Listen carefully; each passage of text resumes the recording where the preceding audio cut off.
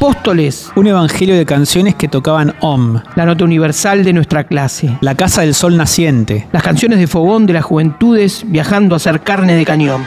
El hermano menor que perdió el tiempo en la revolución interior cuando Mambrú se fue a la guerra. Hubo un tiempo que fue hermoso y terminó mal. El rock nació a la misma hora. Las células guerrilleras y las bandas de garage. El rock empezó cuando empezó todo. Pero se hizo cargo de lo que la militancia y la colimba guerrillera se sacaba de encima. Fue el hermano menor del militante y fue al frente. Este podcast trae esa otra historia. La década que se quedó a vivir en nosotros. Canciones de la guerra que nos trajo hasta acá. Diario, el país y el democrático, diario. 24 horas por la vida del Guerapá, diario. Los secuestradores piden útiles escolares, 300 millones de pesos y una corporación de obreros, diario. El país y el democrático, diario. Diario, el país y el democrático. ¡No, Ronaldo! ¡Juanjo, por Dios, Juanjo! No tengo loco, ¿qué pasa? Ronaldo, estabas escuchando la radio. No. Quique, Ronaldo. ¿Qué pasa con Quique? Es horrible. No lo puedo creer. Quique, ¿Qué pasa con Quique? ¿Sí saben? Encontraron a los secuestradores del... Bueno, ahí estábamos, escuchando una escena de Rolando Rivas, ¿no, Martín? Sí. Imaginá la importancia de la novela de Rolando Rivas que el propio Lanusse, en ese momento era el presidente, corría los horarios, pues la novela salía, por lo menos la primera temporada, creo que la segunda también, los martes a las 9 de la noche. Sí. Entonces, una Argentina todavía en blanco y negro con canales de aire. Sí. Y la novela escrita por un tipo que era muy importante en la dramaturgia televisiva, que era ni más ni menos que Alberto Migré. Alberto Migré era el número 1 y, bueno, y había instalado esta telenovela que tenía una rareza en el antes y el después de la historia. Yo te diría que salta hasta, tal vez hasta ciertas novelas de polka en los 90, que era que tengan un poco de ruido histórico, de ruido contemporáneo, más que histórico, contemporáneo, ¿viste?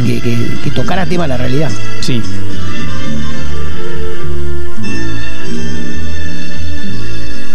Gira que te gira a través de la ciudad. Este taxi mío es un mundo en libertad, mundo que de tanto en tanto habita el apuro de llegar a alguna cita. Cada pasajero que consigo levantar es un libro extraño que yo aprendo a deletrear. Seres con su cielo. Y una de las rarezas, tiene 2 temporadas, sí. Año 72 y 73. Y año 73. Y entonces, en el año 72, Rolando Rivas, que era un tachero de 27 años del barrio de Boedo, que eran una familia de hermanos, era una rareza, porque no tenían ni padres ni hijos, eran todos hermanos, ¿no? Sí. Y él con 27 años en el 72, no lo mismo 27 años hoy, que son púberes con brackets que viven con los padres, en muchos casos, ¿no? Muy diferente, sí. Sí. Eran todo un señor, un hombre trabajador. Exacto. Clase media trabajadora. Y él era hermano mayor de un hermano menor que iba a la universidad, al que él mantenía como tachero, y que era Quique más retraído y que se había alistado a una organización armada, sí. ¿no? Que tenía un título rarísimo que A ver, ¿cuál es? Ejército Revolucionario Reivindicador. Claramente una forma de hablar del ERP, ¿no? Sí, una forma de hablar del ERP. Exacto. Y comete una cosa que es participa del secuestro del papá de la protagonista, que en ese momento era Soledad Silveira. Una empresa, Elguera Paz, creo que era el apellido, un apellido medio paquete, y era eso, ¿no? Entonces, muere Quique. Sí. Ahora estamos spoileando porque nadie la va a ver. No, Muere. obviamente, acá es importante. Sí. El tono es una telenovela. Sí. Por supuesto que es un melodrama. Sí. Pero esto ya escapa al melodrama. Sí. Acá hay una muerte, hay un nivel de gravedad en lo que se está planteando que excede la gravedad de los melodramas. Sí. ¿No? Lo que parece idílico o una travesura juvenil propia de un soñador Sí. que se enamoró de la gesta de Che Guevara termina en algo trágico. Sí. Y la presentación del personaje y la presentación del drama, como decís vos, tiene, porque hoy un poco se trata de eso que ahora vas a explicar mejor que yo, tiene una cierta ambigüedad de la Argentina del 72, gobernada en dictadura, Sí. gobernada por Lanusse, en el año donde ocurre Trelew, que suscita una serie de solidaridades, ¿no? El fusilamiento de algunos guerrilleros en el sur del país. Entonces todavía la figura de ese Quique queda como si fuese una fosa en la que cae la tragedia argentina. Sí. Pero de la que no es del todo responsable. Y te hago esta distinción porque en el 73, la misma telenovela, que cambia algún personaje porque se va a Soledad Silveira e ingresa otra nueva protagonista, porque aparentemente Soledad Silveira era una chica de 17 años que estaba terminando el secundario, se casa con Rolando Rivas, en ese momento nadie iba preso por ese tipo de cosas, pero no funciona. Entonces ingresa una mujer, y ahí te doy el pie, ¿no? Pero ingresa una mina que se va a vivir enfrente de la casa de Rolando Rivas y sus hermanos, que tenía un hijito. El hijito también se llamaba Quique. Recuperan el nombre Quique, que había sido el hermano anterior tremendo de Rolando, que había muerto. Bueno, ahora hay un nuevo Quique, que es hijo de esta mujer. Esta mujer es misteriosa, es retraída, es como, ¿viste? Esos personajes que entran con un halo de misterio tipo hitchcockiano, ¿viste? Sí. Que nadie sabe qué le pasa. Lo que le pasa es que ella era la mujer de un guerrillero importante que se daba por muerto, nadie sabía si, y que ella había participado de acciones guerrilleras y esta vez huía de ese pasado. El cambio de registro es que notorio. En la novela de Migré pasan de cierta ambigüedad y comprensión relativa de un guerrillero a la condena. Sí, eso es una de las bisagras que nosotros vemos en esta década, que la estamos tratando porque nos toca, como gente que vivió su primera niñez en esa década, y que eso es lo que nos importa, y que de alguna forma también se toca con lo que después se habló y lo que hizo el rock nacional. Entonces, tenemos el 72, donde la novela, el Gasoleros de la época, claro, veía con comprensión y con hasta cierta lejana simpatía, pero lo que sea, lo que hacía Quique, ¿no? Como integrante del Ejército Revolucionario Reivindicador. Y ya un año después, es la actitud, la visión autoral es muy distinta. O sea, es de condena, ¿no? O de admonición, ¿no? Pasa un solo año. Entonces, muchas veces se ha hablado mucho de que se ha machacado mucho con que la gran bisagra de los 70 es el 76, ¿no? Por la dictadura, el golpe militar. No, está perfecto. Después también se habla mucho de lo que significó como bisagra la muerte de Perón, ¿no? En el 74.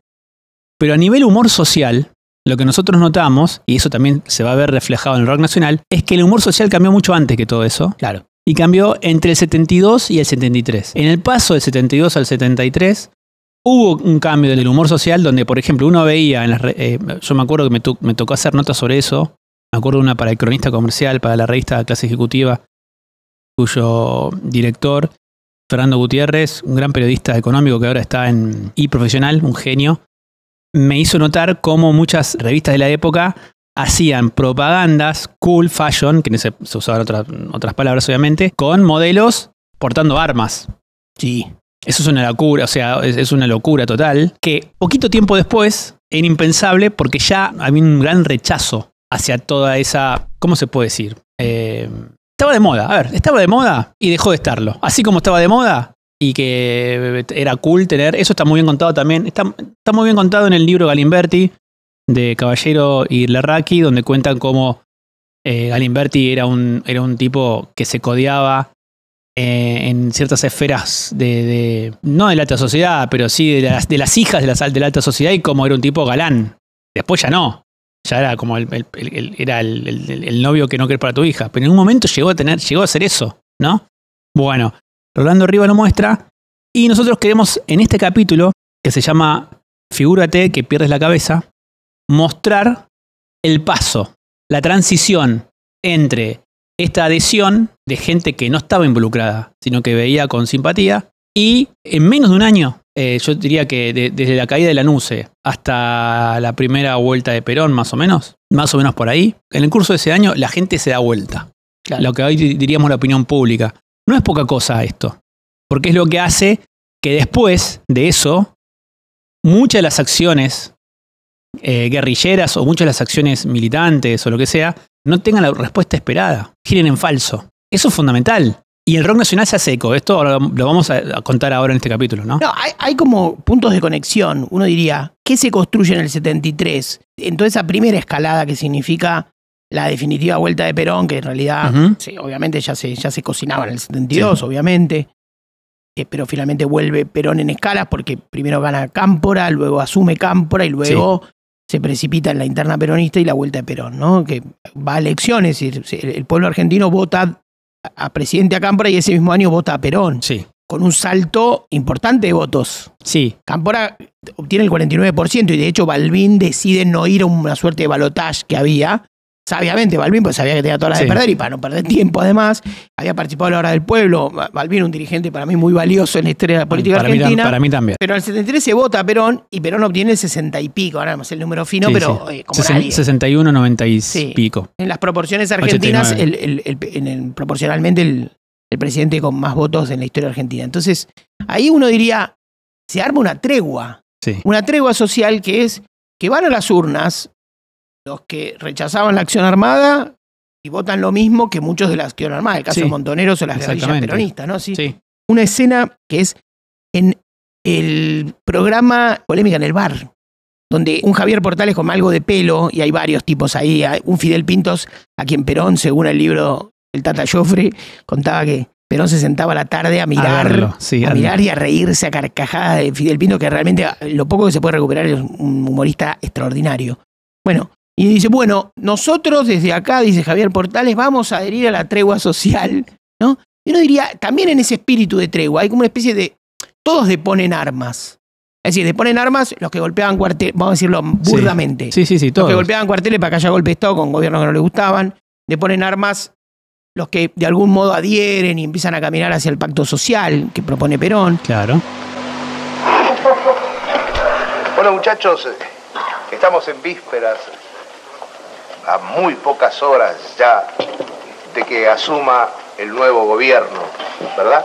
Y de que el país entre de una vez por todas en la etapa de institucionalización que todos los argentinos anhelábamos desde hace tanto tiempo. ¿Es verdad? Muy bien. ¿Verdad? Bueno, y además, desde esta humilde mesa de polémica en el bar, queremos decirle al doctor Cámpora que aceptamos esta tregua política y social ofrecida por él. No solamente la aceptamos, sino que elogiamos esta tregua política y social. Le ponen arma a los sindicatos, porque no todos los sindicatos, la mayoría no eran violentos, eran sindicatos defensores, el caso de lo pero que tenían sus la momentos CGT liderada por José Ignacio Rucci, es decir, deponen armas todos. Y hay una invitación a que depongan armas también la guerrilla. Y uno diría, ese espíritu esperanzador, que está marcado por el yo tengo fe de Palito Ortega, es decir, lo dice en el 73, que le pone la canción al 73 es Palito Ortega. Claramente. Bueno, también se conecta, si el Bar Rock 2 se graba en noviembre del 72, el sketch del que hablamos siempre, que es el sketch donde el rock toma por lo menos durante 2 minutos decide rechazar la acción armada, está en el espíritu del 73. Sí. Claramente. Que empieza a resquebrajarse con el asesinato vil a Rucci, ¿no? Sí. Previo a eso, vamos a desarrollar 2 casos. Uno es el de la joven guardia. Y otro es el caso Novakovsky. Contá ese primero. Que no se conoce tanto, pero bueno, aquellos especialistas obviamente que lo conocen. Pero básicamente es el caso de un famoso abogado, un próspero abogado de la época, que sufre el secuestro de su hija, ¿no? Año 72. Estamos hablando del abogado David Novakovsky y la hija Liliana Sofía Novakovsky, ¿no? Y lo que ocurre es que en la realidad, quien secuestra a Liliana Sofía, es la FAL, que en ese momento estaban en un proceso de descomposición política porque no tenían un mando unificado, según lo que informan aquellos que pertenecieron a la agrupación. Siempre quedó un poco a la sombra de las otras, ¿no? Sí. Tanto FARC como FAP, como ERP, obviamente como Montoneros. Ellos no eran entristas, ellos eran declaradamente marxistas, con vocación popular. Y parece que esta iniciativa no la hicieron todos, fue uno de sus grupos, ¿no? La secuestran para pedir, obviamente, un monto que después van a utilizar para armarse, ¿no? Es el mecanismo que han tenido todas las organizaciones. Pero ¿qué pasó? Esta chica la había detenido meses antes y la prensa se enteró de esto no sé si en la crónica no se aclara bien, pero parece que era, no sé, yo supongo, no sé, marihuana. La habían descubierto, la habían detenido por posesión de marihuana. Sí. Dicen también tráfico, no debe ser tráfico, debe ser algo totalmente que visto hoy es totalmente banal, pero en aquel momento fue escandaloso. Más de un abogado conocido en el ambiente, ¿no? Y entonces la primera hipótesis que se planteó es que ella estaba simulando el secuestro para cobrarle a su padre el monto del secuestro, ¿no? La estaba extorsionando, ocultamente. Se barajó esa hipótesis. Y durante mucho tiempo el padre pensó eso. Y la sociedad, porque esto llegó a los diarios, ¿no? La sociedad, todos pensaron eso. Nadie se le ocurrió pensar que detrás de eso había una organización guerrillera, que pasó el tiempo, algo salió mal y la terminaron matando. Apareció el cadáver públicamente. Y durante mucho tiempo el padre pensó que efectivamente algo había salido mal en lo que había intentado hacer su hija y no lo que efectivamente pasó, que es que la FAL la habían secuestrado. Muchos años después hubo integrantes de la FAL que revelaron esto, que certificaron que había sido así, con autocrítica, obviamente, pero lo interesante es que en la mentalidad del 72 era inimaginable que alguien que está luchando por un mundo mejor, para que se vaya la dictadura, para encontrar un hombre nuevo, que admira lo que está pasando en Cuba y un montón de cosas más, cometa semejante crimen que no es solamente un crimen policial, es un crimen que va más allá, que es yo te estoy matando por un ideal, no solamente porque quiero la plata. La plata la quiero en realidad por un ideal. O sea, no es que soy solamente un extorsionador, un mafioso. No, estoy peleando por un mundo mejor que incluye matarte.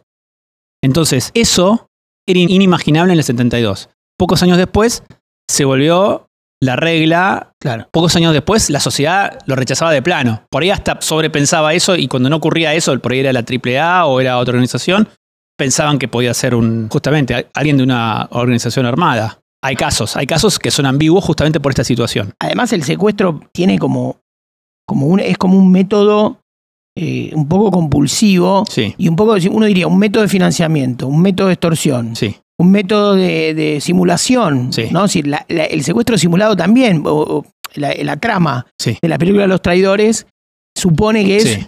La ficción de un autosecuestro sí. de un sindicalista que necesita ese autosecuestro para obtener cierta épica y ganar, no sé, digamos, ganar la elección del gremio o algo así. Entonces, el secuestro era como un instrumento, es decir, como hoy sería dicho, es una operación política. O sea, operación política como si fuera algo instrumental, justamente. Exacto. Claramente, aquel que secuestra no está respetando los derechos humanos. Claro. Claramente no. No. Pero en ese momento fue inimaginable. Poco tiempo después fue totalmente... no había dudas de cuando pasaba eso. Había repudio de la sociedad cuando pasaba eso. Hubo un montón de otros casos, sí. más famosos inclusive que este. Pero en ese momento no. Y el caso de la joven guardia es como el movimiento diferente. A ver, la joven guardia es la expresión de una tensión dentro del rock, ¿no? Porque sí. en algún sentido tenía dos cabezas la joven guardia. Tenía una cabeza que era Roque Narvaja sí. y una cabeza que era Quique Mayorel. Vivo el Libertador, entre Canning y Salguero. Tengo un coche sport, una estancia y un velero. Los veranos yo los paso en las islas del Egeo. Tengo chicas a montones, pero yo a ninguna quiero. La joven guardia en algún sentido arrastraban un defecto de origen parecido al que podía tener alguna variante Billy Bond, que era pensar que ellos no habían estado en el origen más épico e idealista del rock, ¿no? Sí. O sea, no eran tipos de la cueva, no eran tipos que iban al Ditela, después iban a, supuestamente. No eran náufragos. Claro, no eran náufragos. Gran palabra que organiza eso. Bueno, sin embargo, hay una situación donde cuando miramos para atrás nos encontramos con un disco. No hagamos la reconstrucción del hilo histórico porque qué sé yo, pero porque no hay tiempo. Pero uno diría, de golpe te encontrás con que con que los muchachos de la joven guardia, que podían tener visto olor a sábados circulares, de golpe Roque Narvaja clava Octubre, mes de cambio en 1972. Sí. Es un disco que contiene canciones de un tinte melanco y depre. Vos mirás la tapa y es un tipo, típica foto de los 70. Parece un fotograma de cualquier película de Canal Volver. tipo la película Gente en Buenos Aires, con el gran Beto Brandoni, ¿no? Que está Roque Narvaja sentado, acodado en un bar, una suerte de ventana esmerilada que no permite definir qué hay afuera, pero te das cuenta que es afuera, y un botellón de vino sin etiqueta, tomado medio por la mitad, ¿viste? Y las canciones tiran un toquecito para abajo, en esa zona en la que se movía Roque, que se movía también Lito Nevia, que era abrir un poco el rock, como lo hacían originalmente también Estados Unidos e Inglaterra, ¿no? Mover un poco el rock hacia los bordes de una música más local, sí, ¿no? Tanto el tango como el folclore, incluso el folclore andino, que siempre, hasta Cerati tiene páginas maravillosas de su incursión en el folclore andino, ¿no? Claramente. Decía la épica de un imperio perdido. Entonces, en ese disco tenés Camilo y Ernesto, que no hace falta decir Camilo Cienfuegos, Ernesto Che Guevara, tenés un tema que se llama Balada para Luis, que es para un dirigente del PRT muy importante, que desaparece y se considera en la historia del PRT uno de los primeros desaparecidos, que era Luis Pujals. Y la canción se llama Balada para Luis.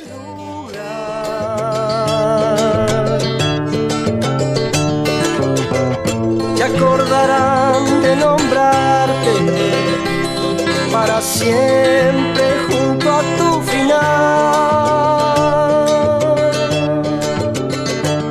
¿Qué más da si yo hoy te canto, Luis Pujals?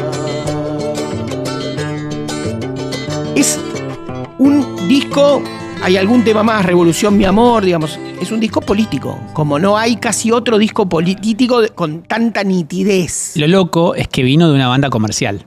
O sea, de los restos de una banda comercial. O sea, la cabeza compositiva de la banda comercial que la inteligencia del rock un poco desdeñaba. Sí. De ahí vino el compromiso político que ellos en parte simpatizaban, pero después terminaron rechazando, ¿no? Sí. Pero digo, en el momento no vino de ninguno de los popes de esa época, ninguno de los más respetados, que eran Javier Martínez, Spinetta, Pipo Lernud, Morris, ¿no? Sí. Por nombrar algunos. Ninguno de ellos dio una obra entera, un disco, que se comprometiera con la época, como sí pasó con la ex cabeza líder de la banda comercial Beat. Exacto. Del momento, como una especie de Los Gatos en versión La Saladita. Bueno, no, es injusto porque en realidad ellos sacaron 3 discos muy, muy, muy vendidos, que les fue bien y de hecho se llevaban bien con Los Gatos. Pero bueno, no eran de la cueva. No eran de la cueva, claro. Entonces, de ahí sale el disco que más se involucra con el espíritu de la primera vuelta de Perón, que es en el 72. Y fíjate la deriva. Ayer hablé con Abel Gilbert, un grande también de estos temas.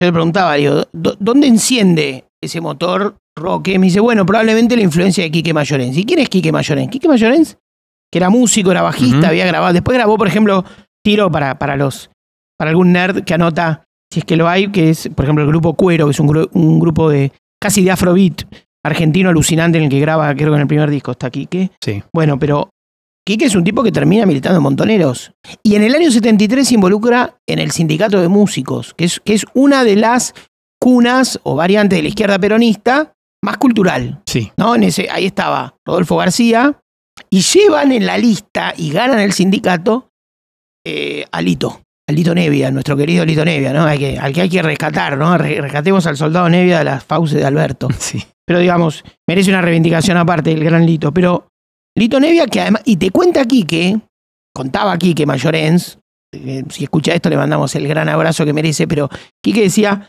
hacíamos el sindicato, hacíamos la militancia. Lito prestó el nombre. Tampoco estuvo en el día a día del sindicato. Y en el fondo decís, la historia lo necesitaba grabando discos, grabando Muerte en la Catedral, grabando con Winca, no estaba militando en un sindicato en un punto, ¿no? Uno diría a favor también para salvar al gran Lito, pero...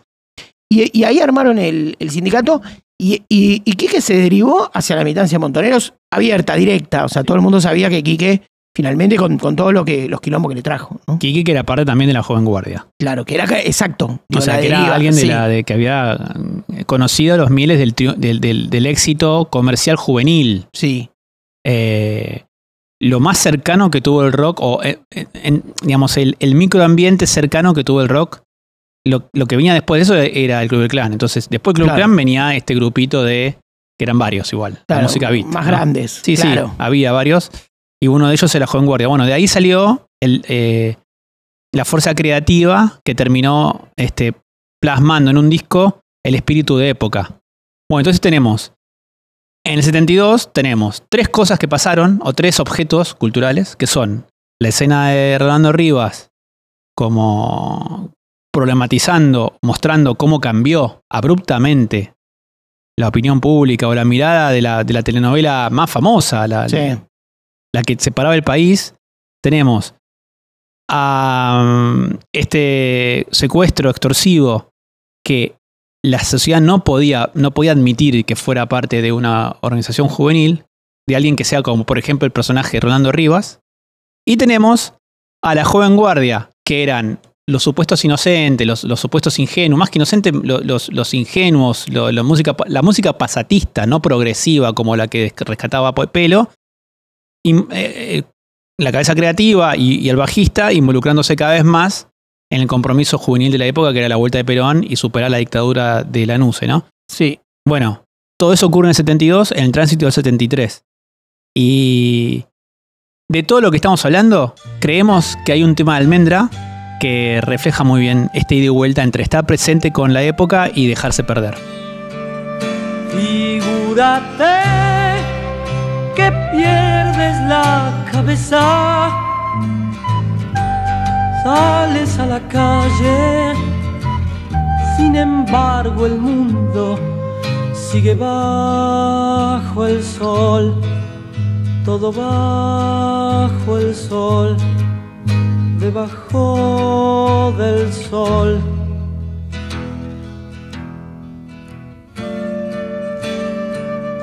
Figúrate que no eres más un hombre,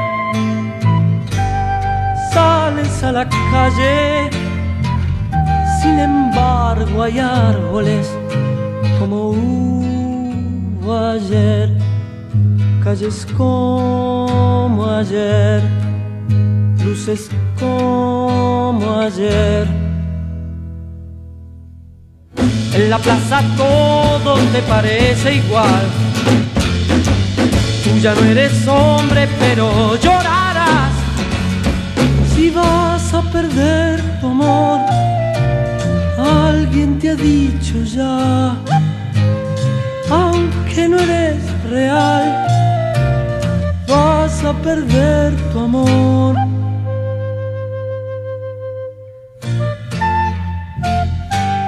Figuración de Almendra, ¿no? Como todos sabemos. ¿Por qué ponemos este tema para un poco cerrar lo que veníamos hablando?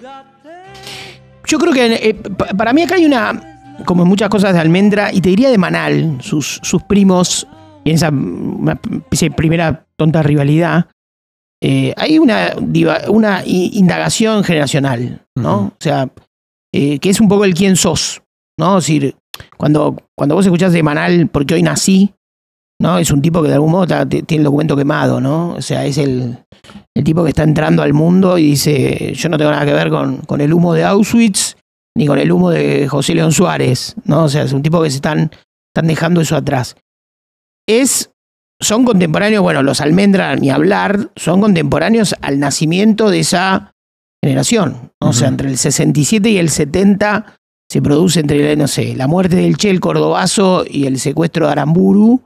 Se produce como el parto generacional, ¿no? Se arrojan al mundo y se arrojan a la intemperie, ¿no? Sí.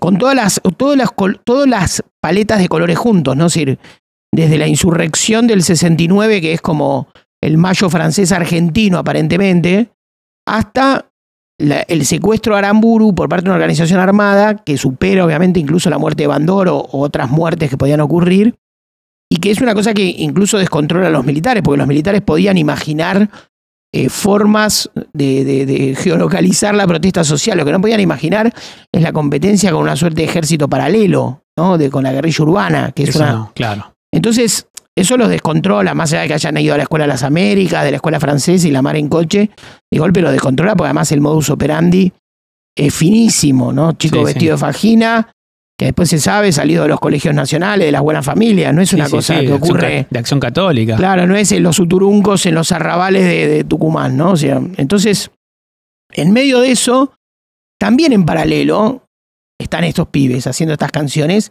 que están conectadas a la energía de la época, obviamente. Sí, del mundo también. Claro. Del mismo modo que la militancia juvenil. Claro. En paralelo, en vínculo, pero no siempre en sintonía.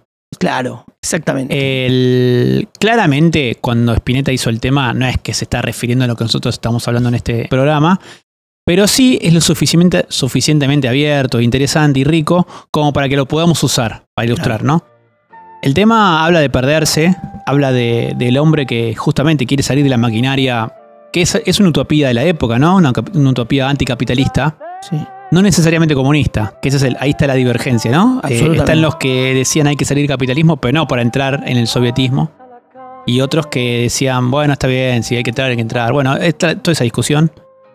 Pero claramente lo que me parece interesante es que esta bisagra silenciosa, ¿no? Porque así como está la bisagra bien marcada, las efemérides del 76, la efeméride de la muerte de Perón, podría haber alguna efeméride más, ¿no? Sí. Inclusive el asesinato de Rucci.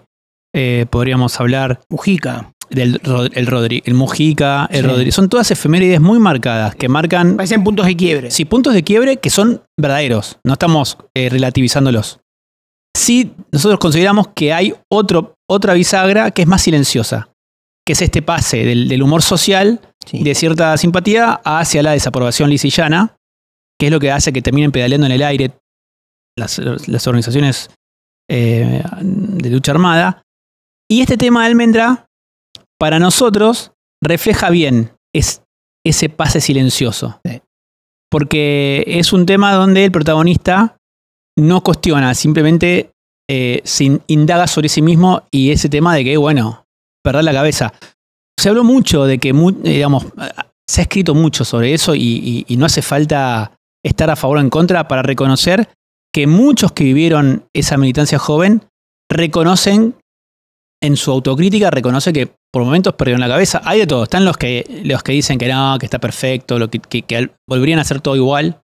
Están los que dicen que no, que estuvo todo mal. Están esos. Y están los que dicen, no, nos equivocamos en muchas cosas.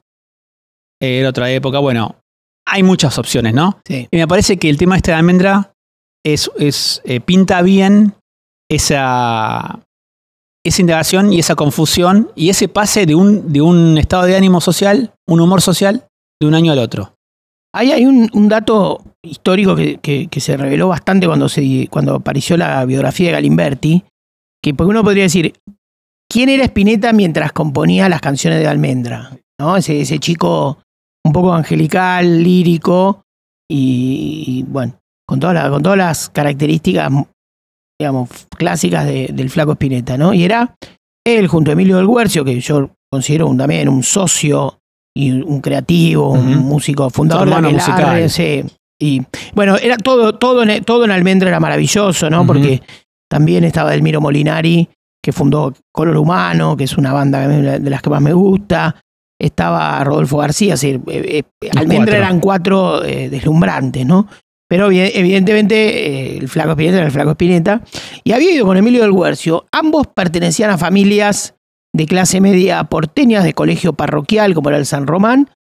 Y por lo menos Emilio, hijo de peronistas, en el caso de Spinetta no me termina de quedar. También, sí, también tenía la sospecha. Él venía de familia peronista. Claro. Y del Bajo Belgrano, que era un barrio de clase media baja. Exacto, sí, media no baja. Como ahora. No como ahora, exacto. Y de hecho, San Román también cambió, ahora es más de clase media alta. En ese momento era bien parroquial. Claro. De hecho, había una villa cerca, la villa de Hausemann, claro. ¿no? Bueno, de hecho, Spinetta le dedicó un disco al Bajo Belgrano, que es el que él conoció cuando ya no existía, porque fue de los barrios erradicados por Cacciatore. Un disco nostálgico, sin música nostálgica. Sí, total. Bueno, pero ahí el punto es que el flaco fue a unas reuniones de Jaén. Jaén era Jóvenes Argentinos por la Emancipación Nacional. Una agrupación que concentraba tipos tan disímiles, sobre todo para mirar su devenir biográfico, cuando uno tira nombres y dice que ahí estaba Galimberti, que por ahí pasó Chacho Álvarez y que por ahí estuvo Carlos Grosso. Y si no puede ser, pero sí, no puede ser, pasó. Pero sí, pasó. Esas generaciones estaban todos en un momento había 1000 tipos casi en la misma manzana. De hecho, y junto con todos esos, Spinetta y Del Guercio. Y hay una especie de encrucijada que se vuelve mítica en el relato, en la primera edición del libro de Galimberti, estamos hablando de los primeros años 2000, el libro, la biografía que vos nombraste, Caballero de Anguita, se vuelve mítica la escena. Caballero y Larraqui. Y Larraqui, perdón. Sí, Anguita era el de la voluntad. La voluntad, claro. Pero se vuelve mítica la escena en la que se supone que... Y se supone que ellos iban a involucrarse un poco más, iban a ser parte desde el lado, o por supuesto manteniendo su lugar artístico, porque no es que las organizaciones armadas pretendían que dejaran de ser músicos, pero sí que empezaran a funcionar trabajando para. Y bueno, al final, la verdad que la cuestión política al final te pide eso, que labures para el todo. Es así. Mal o bien, es así. Y ellos rechazan, ¿no? Aparece el Porro como figura, como desencadenante de lo que estaba mal, según Jaén, y de lo que estaba bien, según ellos. Y algo tan pueril como puede ser el Porro, en realidad es mucho más profundo, que es que ellos podían estar a favor de los objetivos últimos de Jaén, ¿no? De hecho, venían de familias peronistas. Pasa mucho, los jóvenes de familias peronistas de clase media simpatizaban con ese viejo, que es interesante esto, a diferencia de los hijos de gorilas, que se fanatizan con Perón sin conocerlo, más usándolo como ariete para joder a sus padres y a la sociedad de la cual venían, porque sabían que irritaba. Los hijos de familias peronistas no tenían ese problema, porque los padres ya querían a Perón. Entonces, el vínculo que tienen con Perón es menos intenso. Menos traumático. Menos traumático y menos intenso. Claro. Y menos falso. Sí. Porque simplemente no lo quieren tanto a Perón, simpatizan con Perón. Por eso en Spinetta no aparece nunca Spinetta y Del Guercio golpeándose el pecho, nosotros somos peronistas. ¿Por qué? Porque habían crecido en familias peronistas. Claro. Y Perón les caía bien, pero no eran fanáticos de Perón. Y eso mismo hizo que es una de las causas, hay muchas causas, que no terminaran involucrándose a fondo. Claro. Como sí pasó con la Joven Guardia, que igual era por otra corriente política, ¿no? Sí. Pero digo, ellos optaron por la trascendencia artística y no por la trascendencia política. Sí. Y al final uno dice, ¿estuvieron mal o estuvieron bien? Esa es la gran pregunta, ¿no? Desde ahora es una obviedad decir que estuvieron bien. En el momento, cualquier persona, cualquier joven de esa época, mirando la escena, hubiera dicho qué mal que estuvieron. Claro. ¿Cómo van a preferir el Porro que involucrarse por la vuelta de Perón, ¿no? Claro. Bueno, alguien que después componía, figúrate, que pierdes la cabeza, o el mismo Emilio Del Guercio, que venía de Camino Difícil, que después haría Camino Difícil, que igual es un tema más viejo. Pero todo andaba por ahí, sí. Que claramente ellos no les alcanzaba involucrarse de esa manera. Sí, había un rechazo. Vamos a explicar 2 segundos de imaginar esta escena, que los nombramos recién. Sí. Vos tenés tipos, porque uno dice la generación del 70, vos decís tipos que compartían en ese momento ese tinglado que se llamaba Jaén, que eran Galimberti, que luego se vuelve no solo un dirigente montonero, bastante picante y bastante, por momentos bastante, que tensó la cuerda mucho con la conducción de Montoneros, tan así que en el año 78, 79 encarnó una disidencia fuerte con Montoneros. Sí, claro. Fue de los tipos, era un desde fierrero probado, porque Galimberti a huevo y medio, pero era el tipo que encaró la disidencia cuando era contra la contraofensiva. Es decir, en algún sentido era el más peronista clásico dentro de esa más allá de que su estética, le encantaba la chaqueta de cuero, le encantaba todas las cosas que le encantaban a todos los que faroleaban. Él tenía huevos igual, como otros, Baja también, pero disidente y reconocidamente así. Ahí estaba otro dirigente, Chacho Álvarez, que estaba ahí, que termina siendo un tipo de la JP Lealtad, una disidencia previa,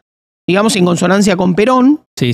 O sea, que rompe con Montoneros para irse con Perón y después rompe con el PJ, como 15 años después, para irse de Menem y arma la alianza y es vicepresidente. Y tipos como Carlos Grosso, que también se mantiene también alejado de Montoneros. Pero, por ejemplo, Carlos Grosso fue un tipo secuestrado y salvado por Franco Macri. Perteneció al grupo SOCMA, en los orígenes del grupo SOCMA. Y un tipo que tiene denuncia de corrupción, que son mitad verdad y mitad una vendetta de Menem, porque Menem vio que la jefatura de gobierno porteño, incluso antes de que sean elegidos con los votos, había una plataforma política peligrosa. Y Menem lo hundió, le tiró un exocet. Bueno, eso eran los tipos, y en el medio, Jaén. Y ahí estaban Del Guercio y el Flaco Spinetta, digo, para ver también las semillas de época, ¿no? A quienes reunía. Galimberti en proceso a convertirse en el interlocutor elegido por Perón para comunicarse con la juventud y un poco guiarla, ¿no? Sí. Perón había elegido a Rucci como interlocutor con la clase trabajadora, a Galimberti como interlocutor con la juventud y a Abad Medina como una especie de nexo entre el nacionalismo, las clases medias formadas y la iglesia y los militares. Sí. ¿No? Todo eso un poco lo encarnaba Abel Medina. Y son los 3 jóvenes que elige Perón como sus interlocutores y en quienes deposita mucho afecto. Tanto en Galimberti, eso está muy bien contado en el libro de Abel Medina. Sí, el libro de Abel Medina que además... Son sus 3 hijos, digamos. Exacto, y que en el libro plantea una cosa que además que era la simpatía, la picardía de Galimberti, un tipo de un gran carisma. Sí.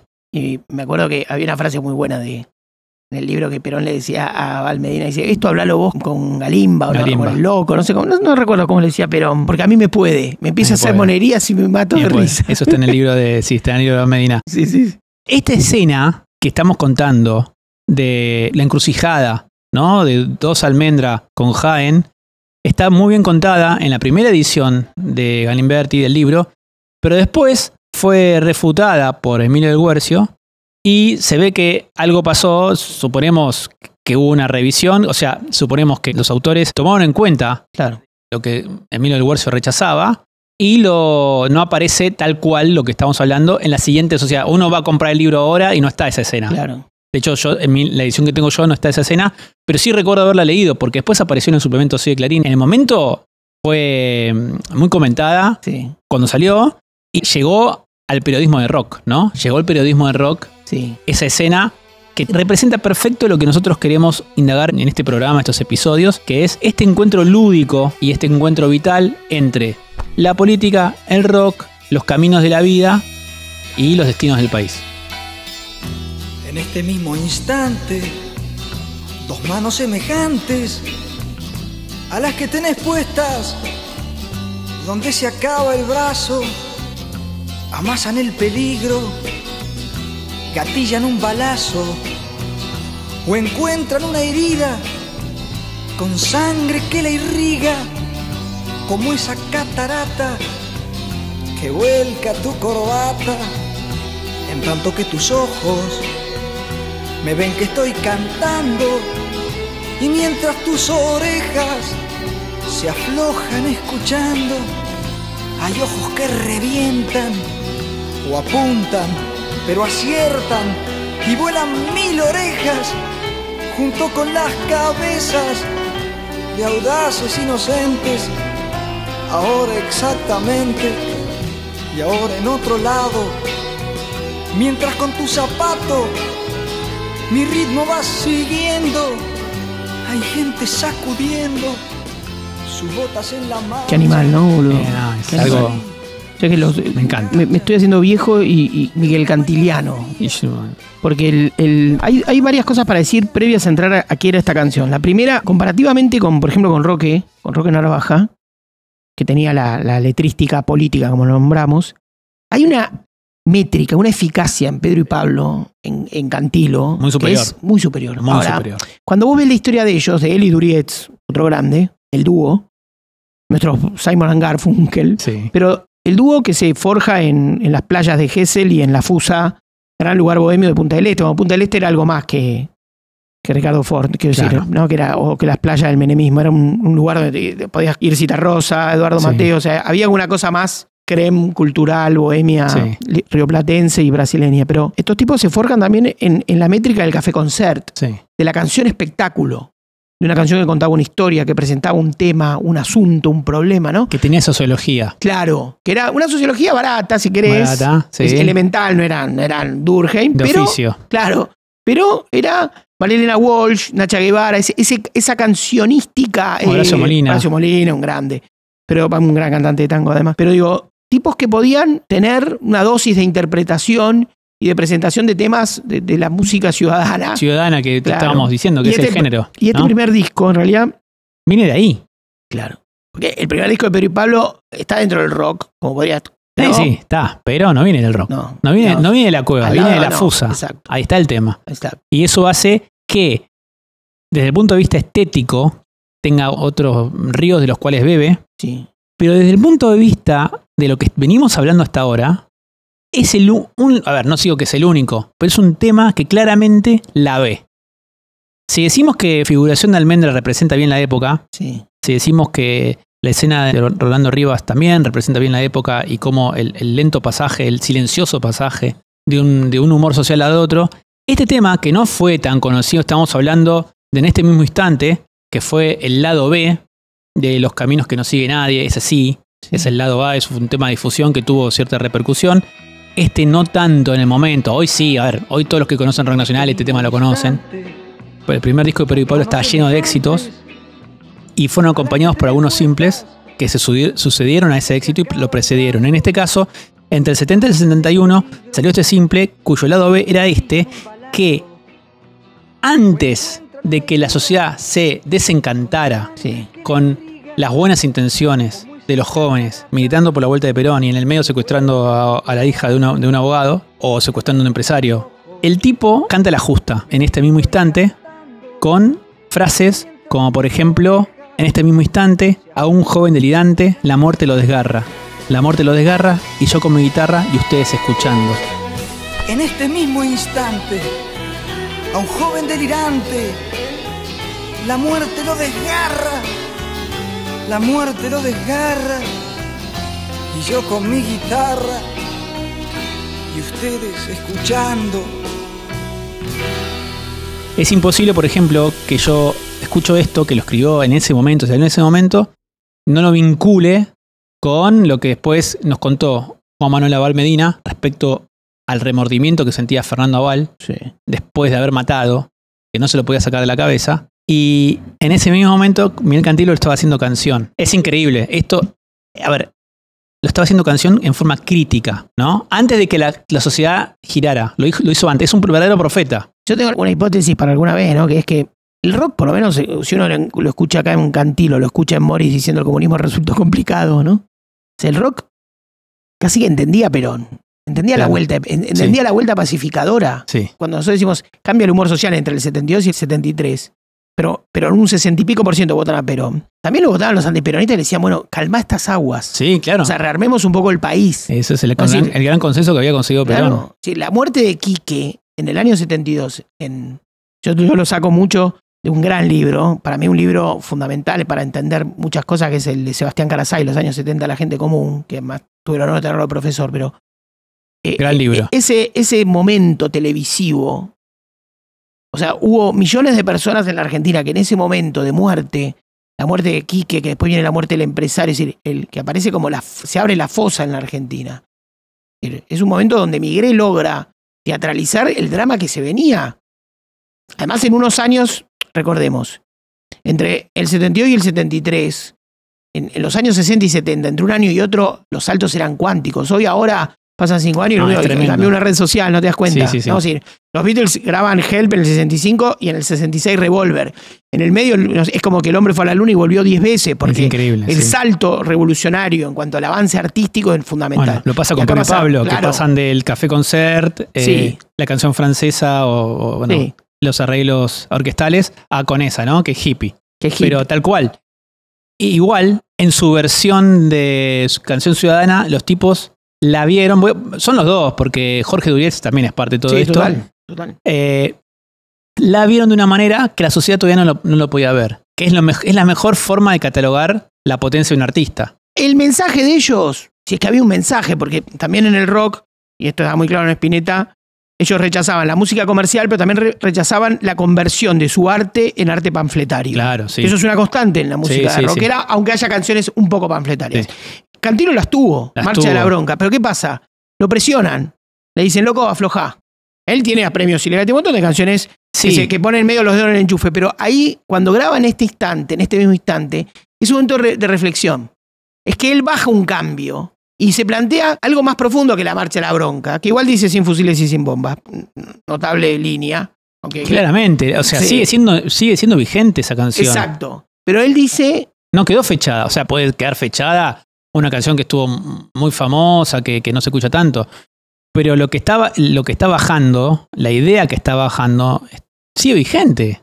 Porque vos te puedes enojar sin fusiles y sin bombas, que en el momento podía ser criticado por tibio y al final fue mucho mejor que aquellos que decían tibio. Casi que el mensaje constante del rock, que va y viene, pero el mensaje constante es: no seamos carne de cañón.